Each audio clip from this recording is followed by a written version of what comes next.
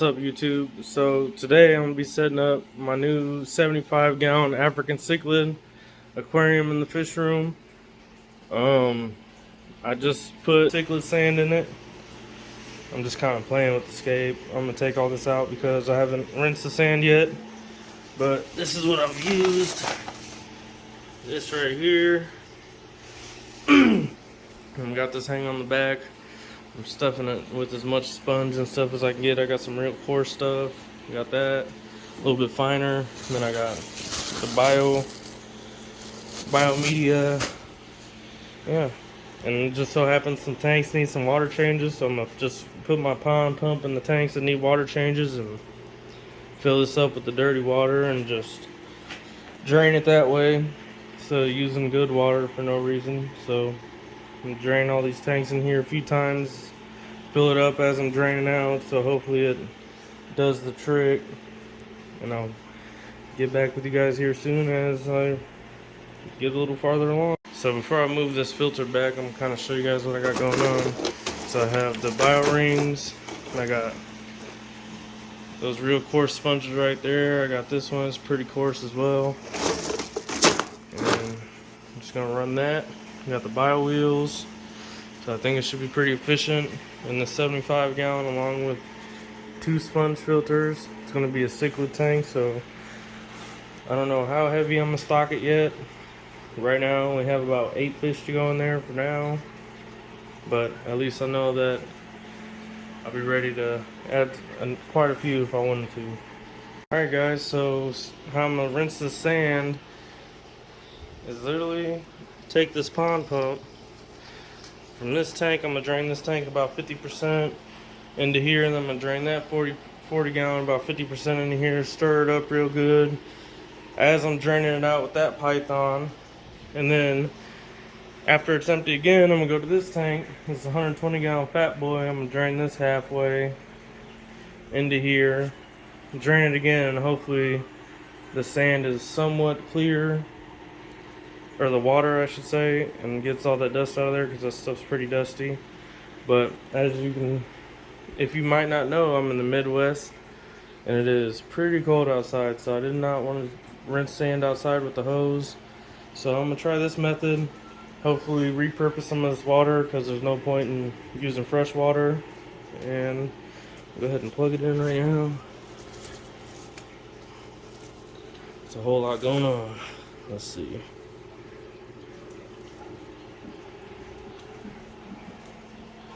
Give it a second.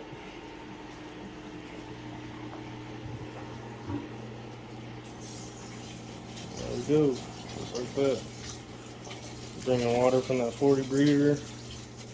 You can see the dust. I don't know if you can see it on the camera, but it looks like smoke coming off of it.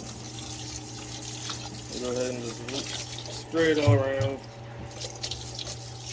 Stir up that stuff a little bit. You can see, like right there, it's super cloudy. So, the whole point of this is just to get all the dust out so the water doesn't cloud up.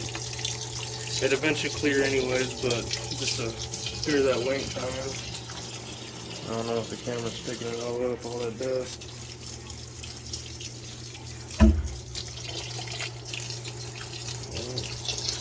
Get back with you guys here in a few, let it do this thing for a little bit. So this is about 2 minutes later.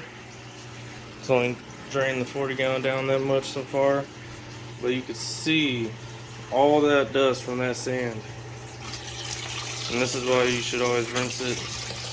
You don't have to, but I prefer to. Less swaying game to wait for the water to clear up, and just less of a hassle. Long term, whenever you move the substrate around or move stuff around in the tank, it'll always look a lot better. It won't fog up like this. Then after I rinse it a lot, they come with these clarifying magnet, whatever. It takes all this that fog stuff out of the water, clears it up. So hopefully the water will be crystal clear and I'll be able to put fish in tonight. If you ask how I'm going to be able to put fish in here tonight, I'm going to use cycled sponge filters that I'm putting in here. Then I'm gonna use cycle decorations in here. Not that it makes a lot, but it's still beneficial bacteria that another colony will feed off of. And I'm gonna use some API quick start. I've always had good luck with that stuff, so hopefully I don't have any problems or issues with anything. As you can see right here, it's already starting to be rinsed pretty good, so it's all clear. All the clouds right there, so yep.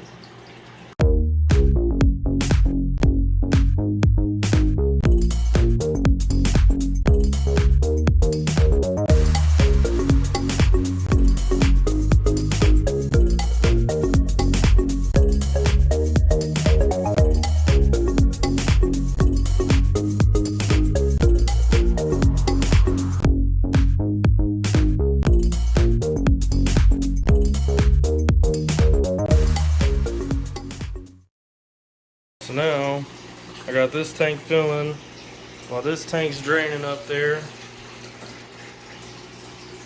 Whole bunch of FISHROOM Chronicles tonight. All them guys over there wanting to be fed. And this is what my New Year's Eve is going to consist of. Now while we wait for that 75 to fill up a little more from that other 40 gallon, figured I'd show you guys my fry tank. Grow out. This is a 40 breeder as well. Bunch of zebra red tops, a couple manganos in here. There's one black widow frontosa that a buddy of mine gave me. Yeah. There's some albino chalumbas in here. There's only 2 of them guys. And there's a albino red top zebra. All the other ones unfortunately have died. They've either got picked on, or I had my power go out for a few hours and this tank was on the ground.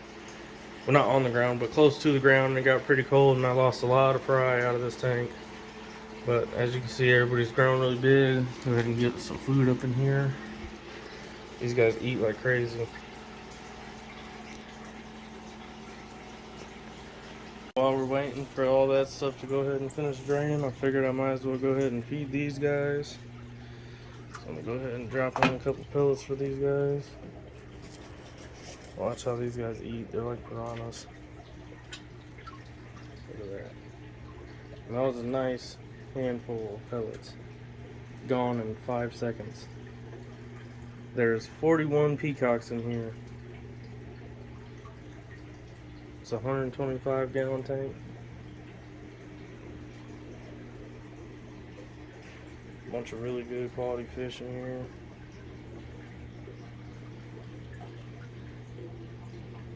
And if anybody knows what these fish are, the blue one with the yellow on his face, let me know down in the comments below. I'm not sure exactly what they are, but they're awesome fish.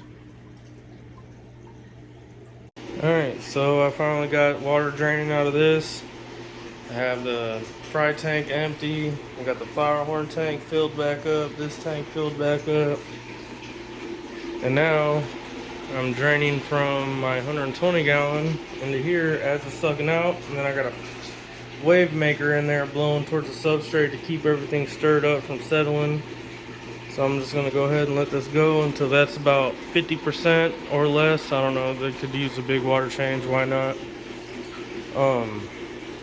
And just let this keep going until there's nothing in here, and then fill back up. And if it's a little cloudy, it's a little cloudy still. Oh well, I'll have to live with it.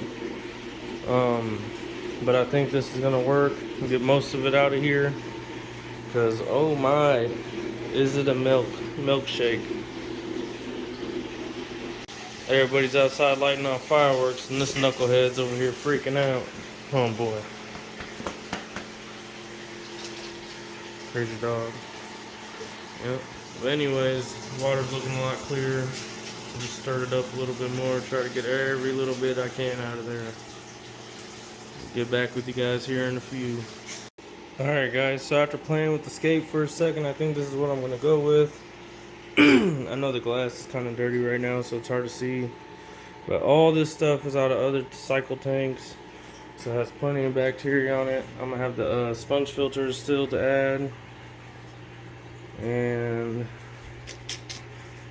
Now that I think about it, I might probably move some of this stuff forward a little bit to hide a sponge in there, but yeah, here's a little idea. Just gotta fill that tank back up, then I'm gonna get to adding fish, and I'll give you guys another update here in a couple seconds. Alright guys, so I'm topping this tank back off. This is where my Eureka Red, the Auto Point, and the Maduka White Lip came from. That's in the new 75. I got this tank topped off, put the new centerpiece in. I stole this centerpiece from that tank and a couple other decorations, but that's how it's looking so far. I got two cycled sponge filters, sponge filters in there. All the decorations came from cycle tanks. The Venistus and the other autos came from my 40 breeder. And then this guy, the White Lip, and then the Eureka Red all came from my 90 gallon down there with the Starry Nights. So I'm gonna go ahead and finish topping this tank off, and then I'm gonna top this one off, and I'm gonna come back again with the video whenever this tank is topped off to show you guys what it looks like when it's done. So I got the 75 all the way filled up. It's not too cloudy. It's a little cloudy, but not too bad. It's looking really good. A lot of these fish color washed out during the move, which is understandable, but looking really good. Something quick I threw together. I'm sure it'll change 20 times down the road, but I think it's a good start. One step in the new direction of the fish room. I'm gonna go ahead and give you guys an update tomorrow whenever it clears up a little bit more. But I think I'm done for the night after I top off this tank and top off these two just a tad bit more, so they're 100%. One eternity later. So this is what the tank looks like the next day. It's still not super crystally clear, but it's definitely clear. A lot better than it would have been if I never rinsed the sand. Still debating on kind of what I want to do for the scape in this tank, but I think it's pretty good for just being thrown together real fast. But yeah, here's the finished product. And I'm also wondering what I should do with the 75 below it. I'm debating of putting my flower horn in it and letting them grow out in there, or switching it out for another 40 breeder instead, because there's only like 4 inches of space right there and I can barely reach the tank. So I just think it'll be a headache in the long run. And I also have these tanks I'm going to be setting up here soon. Got the 3 10 gallons and the 5 gallon up there right now. Still haven't brought the 40 gallons in yet. I'm taking my time with it. Or I'm debating on making this rack right here, the stacked flower horn rack right here. But it's just a thought.